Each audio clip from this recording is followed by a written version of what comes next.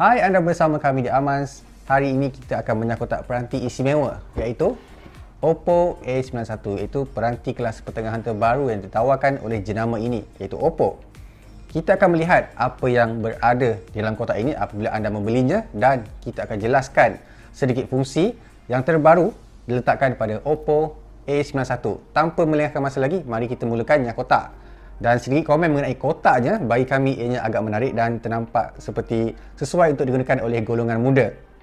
Kerana ini cukup menarik dengan gambaran peranti ini sendiri.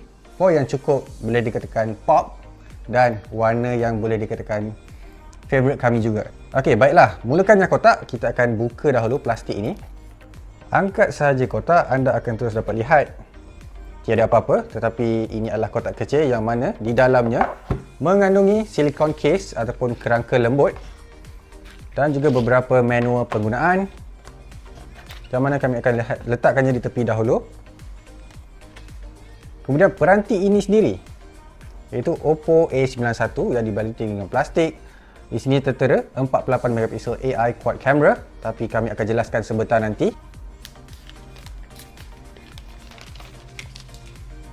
Okey, baiklah, ini dia warna lightning black pada Oppo A91. Bagi kami ianya agak plain ataupun kosong, yang mana kami akan cuba lihat lagi sebentar nanti. Kita akan lihat dulu apa yang ada lagi dalam kotak. Buka lagi, anda akan dapat pengecasan 20 watt iaitu Super VOOC 3.0 ataupun VOC 3.0 yang dapat mengecas pantas dalam masa 30 minit, mengecas sampai 50%.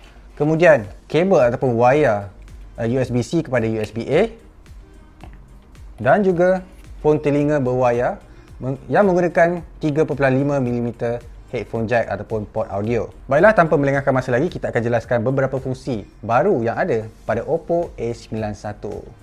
Kita akan hidupkan peranti ini terlebih dahulu. Pertama sekali, saya mula perasan ataupun kami mula perasan bahawa peranti A91 ini terasa agak ringan, iaitu pada berat 172 gram. Okay, biasanya peranti yang kami gunakan adalah sekitar 200 gram. Dan ini cukup besar perbezaan di antara berat yang kami sebutkan tadi. Dan design ataupun rekaan yang boleh dikatakan agak minimalis, tetapi untuk warna lightning black ini agak sedikit plain dan nampak sedikit pantulan cahaya yang sedikit unik. Namun warna lain ataupun warna yang berada pada kotak adalah lagi menarik bagi kami sendiri. Baiklah, seterusnya adalah kamera.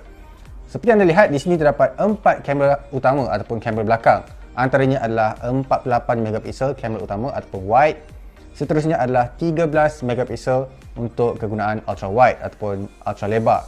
Kemudian dua lagi sensor ataupun lensa kecil ini adalah 2 megapiksel chrome dan juga depth sensing camera. Fungsi baru pada kamera ini adalah ia dapat mengesan ataupun dapat mencantikkan wajah apabila bukan sahaja menangkap gambar, malah apabila anda merakam video dan sebagainya, kerana ia dapat mengesan muka untuk mencantikkan lagi wajah ketika membuat rakaman video ataupun mengambil gambar. Antara yang lain lagi adalah pada Oppo A91 ini juga mereka mempromosikan bahawa gambar ataupun mode portrait yang ada pada Oppo A91 adalah apabila anda menangkap gambar portrait dapat merakam ataupun menangkap gambar HDR iaitu High Dynamic Range. Kemudian bokeh yang lagi cantik ataupun boleh diubah. Antara yang menarik perhatian kami adalah boleh dikatakan antara yang pertama juga kami gunakan adalah night portrait. Kami faham anda memang sememangnya suka mengambil gambar ketika waktu malam dan fungsi night mode ada pada peranti mana-mana peranti pada masa kini. Tetapi mode portrait ataupun night portrait ini adalah antara yang pertama.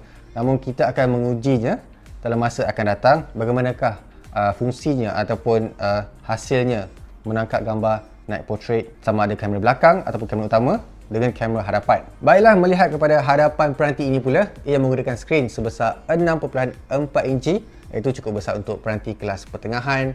Kemudian teknologi yang digunakan adalah AMOLED, iaitu sebuah skrin sejenis OLED. Resolusi yang ditawarkan pula adalah Full HD+. Bagi kami ianya cukup memadai kerana banyak lagi peranti mercu yang lain masih menggunakan Full HD, malah bawah daripada itu sekalipun. Pada bahagian atas, ianya menggunakan takuk sejenis V ataupun boleh dikatakan sejenis V mengikut apa yang Samsung katakan.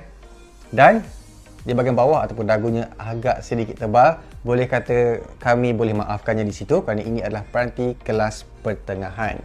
Baiklah, apa yang terdapat lagi pada skrin? Ianya menggunakan pengimbas siap jari di bawah skrin ataupun sejenis optical, bukan sejenis ultrasonic dan sebagainya. Bagi kami ianya cukup berbaloi ataupun bagus kerana ianya dapat mengenal kunci peranti dalam masa 0.29 saat ataupun 0.32 saat sahaja. Apa yang anda lihat di sini adalah ianya menjalankan sistem operasi ColorOS 6.1. Masih lagi belum ColorOS 7.0, namun kami faham kerana ianya berasaskan Android 9.0 ataupun Android Pie. Anda masih dapat lihat ianya berjalan dengan lancar, tidak ada lengah masa dan sebagainya kerana peranti ini masih lagi baru. Kami masih akan mengujinya di masa akan datang dalam video ulasan akan datang. Bateri yang ada pada Oppo A91 ini adalah 4000 mAh. Boleh dikatakan agak besar untuk peranti kelas pertengahan dan boleh dikatakan tahan lasak, tahan lama. Boleh digunakan dalam masa 1 hari tanpa perlu anda mengecas ketika dalam office dan sebagainya. Ianya boleh dicas menggunakan USB-C di bahagian bawah sesuai untuk digunakan bersama dengan pencasan yang disertakan dalam kotak iaitu Super VOC 3.0 setinggi 20 watt. Mengecas dalam masa 30 minit sahaja untuk sampai 50%. Dan di bahagian bawah ini juga anda dapat lihat ianya menggunakan masih menyertakan 3.5mm biji audio, pembesar suara mono. Di bahagian atas tidak terdapat apa-apa. Di bahagian kiri adalah butang untuk arah suara, butang kuasa pada sebelah kanan dan itu sahaja. Boleh dikatakan agak nipis. Peranti ini tebalnya adalah 7.9mm sahaja. Berbeza sangat dengan peranti kelas mercu yang lain yang mempunyai fungsi yang lebih kompak. Spesifikasi yang ditawarkan di sini adalah ia menggunakan chip pemproses daripada MediaTek iaitu Helio P70 dengan RAM sebesar 8GB iaitu agak gergasi untuk peranti kelas pertengahan. Kemudian storan dalaman di sini yang kami dapat adalah 128GB dengan slot micro SD untuk membuat penambahan secara eksternal.